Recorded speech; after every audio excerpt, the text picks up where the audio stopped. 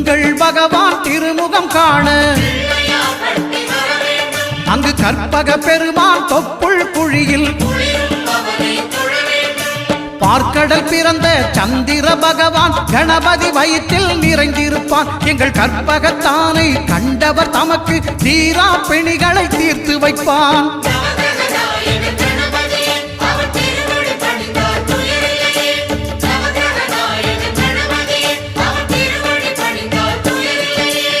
ஒன்பது கோளும் ஒன்றாய் காண